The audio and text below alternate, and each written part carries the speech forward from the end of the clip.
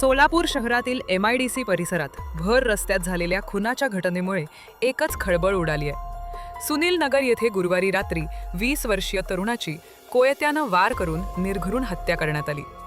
सिद्धाराम कैलास कटप, वय 20, राहणार आकाशवाणी केंद्र परिसर, सोलापूर असे मृत तरुणाचे नाव आहे।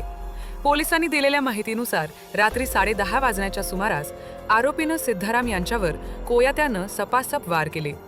या हल्ल्यात ते गंभीर जखमी झाले। त्यांना तातडीनं उपचारासाठी नेण्याचा प्रयत्न करण्यात आला, मात्र त्यापूर्वीच त्यांचा मृत्यू झाला।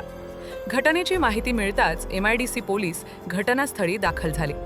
मृतदेह शवविच्छेदनासाठी सोलापूरच्या शासकीय रुग्णालयात पाठवण्यात आला आहे। दरम्यान भांडण सोडवण्यासाठी गेलेले सिद्धाराम यांचे भाऊजीही या हल्ल्यात जखमी झाल्याची माहिती समोर आली आहे। प्राथमिक माहितीनुसार प्रेम प्रकरणातील वादातून हा खून झाल्याची शक्यता व्यक्त केली जात आहे, मात्र पोलिसांनी याबाबत अद्याप अधिकृत दुजोरा दिलेला नाही।